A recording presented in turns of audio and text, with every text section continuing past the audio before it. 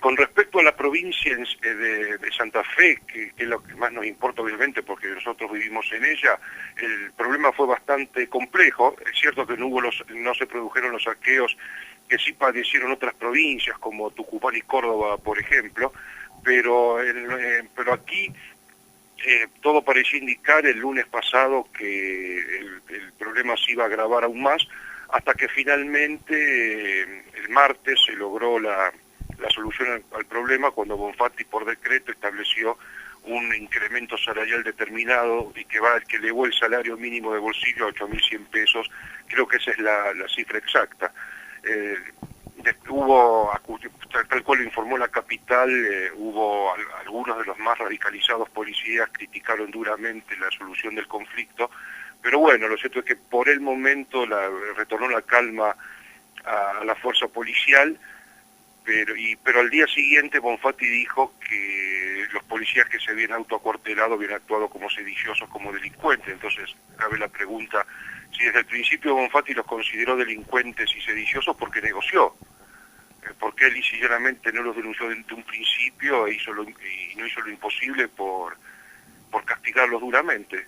Es cierto que hay una denuncia penal, ¿no? Pero no me gustó esa actitud de Bonfatti porque mientras se estuvo negociando no se refirió tan duramente. Pero bueno, lo importante es que aparentemente retornó la calma, no sé por cuánto tiempo, retornó la calma en otras provincias argentinas, pero hoy me estaba fijando esta mañana que ya los empleados estatales de varias provincias han comenzado a exigirle a sus respectivos gobernadores una suba salarial igual a la suba salarial que se ganó la policía. Incluso también esta mañana Jorge Capitanich, bastante devaluado por los saqueos, cabe aclarar, reconoció que el gobierno iba a incrementar los salarios de las fuerzas federales, prefectura, gendarmería, etcétera. La pregunta que todos nos formulamos es de dónde va a salir el dinero, ¿no? Porque lo más probable es que comience a imprimirse mucho dinero para pagar todas estas demandas salariales. Tengo entendido que en Santa Fe el gremio docente va a insistir mucho para que se incrementen sus salarios, quizás de la misma manera como fueron incrementados los salarios de los policías. En definitiva, yo creo que que lo que pasó en Córdoba sentó un pésimo precedente, porque al ceder de la sota al reclamo de los autoacuartelados, se expandió como reguero de pólvora lo que había pasado en Córdoba, y ahora yo creo que el gobierno nacional, que debería haberlo ayudado a De la Sota desde el principio y no haberle retrasado ayuda, bueno, ahora bancársela y no sé cómo va a ser el gobierno nacional y fundamentalmente cómo van a ser los gobernadores para sacar el dinero que van a necesitar para aplacar las demandas que se le vienen ahora, ¿no? Como un torrente de agua incontenible. Sí, igualmente lo de Gendarmería en Córdoba, digamos, cuando sucedieron los saqueos ya era tarde, digamos, la Gendarmería no llega instantáneamente tampoco. Cuando se hizo No, un pedido formal, después Gendarmería fue, no es que se le negó eh, tan... no, claro, pero yo creo que se manejaron mal los dos, tanto Capitanich como De la Sota. Esa madrugada fue crucial. Yo creo que las mezquindades políticas impusieron sus códigos, pero yo no quiero creer que De la Sota, cuando retornó de Panamá en esas horas de viaje, haya meditado muy bien sus movimientos y haya especulado con provocar un efecto derrame como el que finalmente provocó. No creo creer que sea tan mala persona el gobernador de Córdoba, ¿no? Hernán, te vamos a meter en un debate porque hoy estábamos hablando de lo que pasó ayer con los hinchas de Boca. Sí. Y Y, bueno, sí. la pregunta es, ¿el gobierno en parte es responsable del comportamiento de la sociedad, tanto de la gente que salió a saquear aprovechando el momento de que los policías estaban acuartelados, y es responsable también de la actitud o de la forma de actuar de los hinchas de Boca, digamos? ¿Tiene responsabilidad el gobierno sobre ese tipo de actuaciones de parte de la sociedad? El gobierno nacional, Sí, en parte, digo, pregunto, ¿tiene algo? y con respecto a la hinchada de Boca, honestamente, me parece, en esto creo que no. Ahora, debería, si un festejo similar, no tan violento, se produjo el año pasado.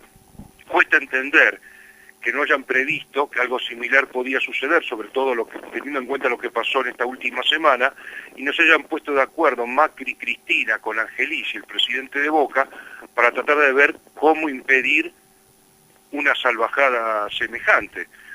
Porque a las escenas que se vieron ayer por televisión de la 9 de julio, ahí Corrientes, ese pobre McDonald's, era toda tierra de nadie. Incluso esta mañana pasaron por televisión escenas tremendas con muchos vidrios rotos recubiertos con sangre, lo que demuestra que muchos hinchas de Boca, con el afán por romper los vidrios y robar, se lastimaron. Podemos estar hablando de centenares de hinchas, es una cosa realmente escalofriante. Pero lo cierto es que nadie hizo absolutamente nada por impedir esto. Yo creo que todos son en alguna medida responsables. Creo que las autoridades de Boca son muy, muy responsables, aunque ellos se deslindaron responsabilidades.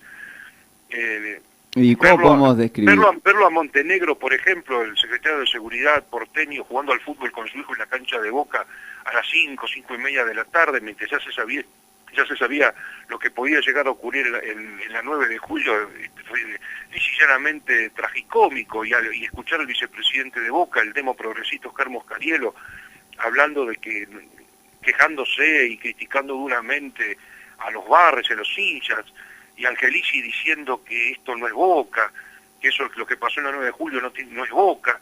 Es realmente lamentable. Esto pone en evidencia una vez más que estamos viviendo una anomia, una situación de anomia altamente preocupante. Los hinchas de Boca hicieron lo que quisieron. No mataron gente porque no se les dio la gana. Pero más allá de la seguridad que tendrían que brindar las autoridades, ¿no es cierto? Sí. ¿Por qué la sociedad actúa así? ¿Es que es una sociedad enferma? ¿Cuál es el problema? ¿Por qué pasan este tipo de cosas?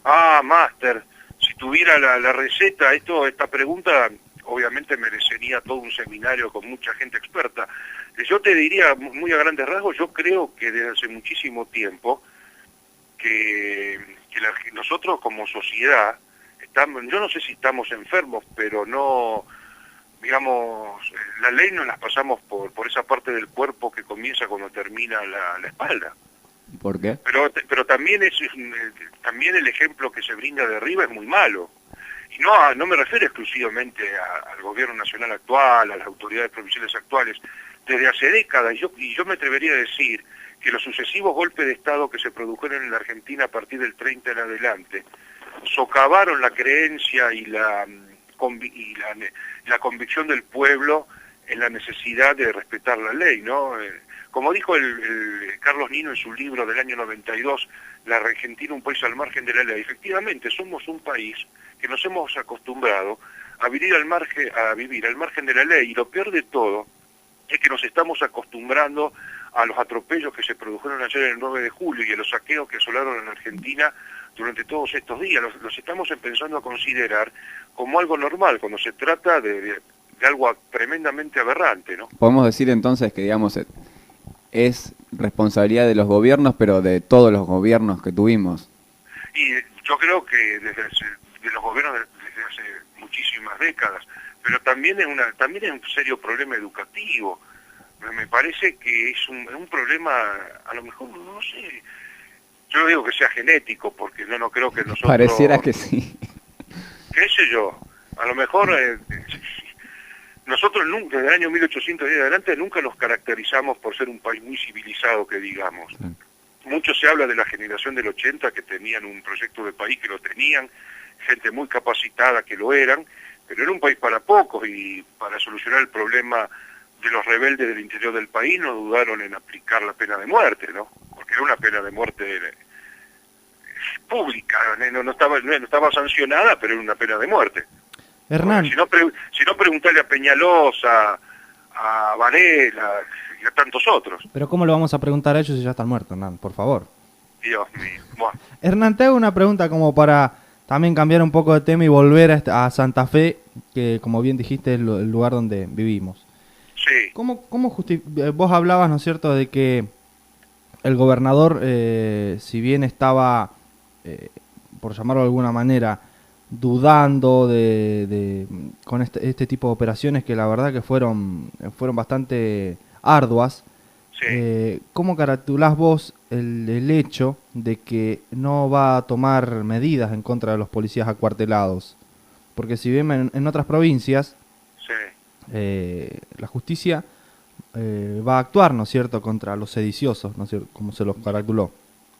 Mirá, daría toda la sensación Yo, de que... desde mi opinión, ¿no es cierto?, Sí. opinión muy personal, pienso que existe a lo mejor una pseudo convivencia y de conveniencia también entre policía y gobierno provincial. A lo mejor por eso quiere decir que el gobernador no toma medidas.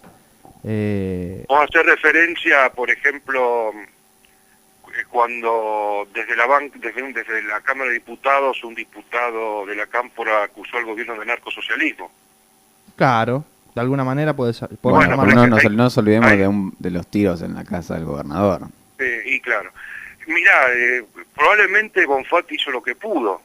Yo creo honestamente, viéndolo de afuera y hablando en la televisión los otros días con el comisario retirado José Giacometti, yo creo sinceramente que tanto el gobierno de la provincia de Santa Fe como incluso ya no ejerce el control sobre la fuerza policial.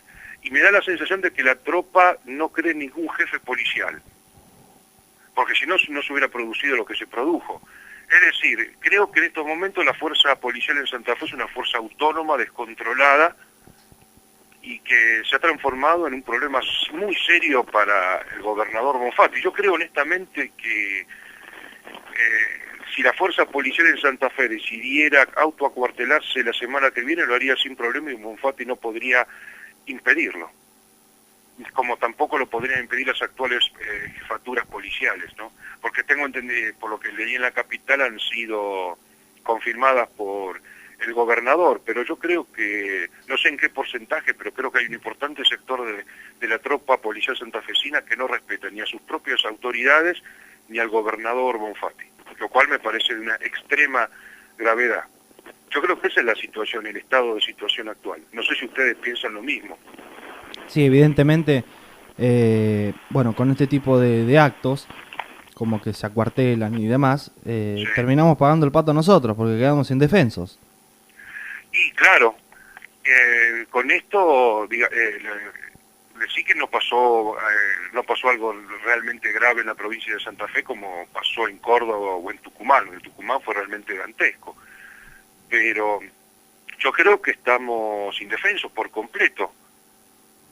Totalmente. Digamos, sí digamos, nadie nos protege. Estamos a la intemperie, por decirlo de alguna manera.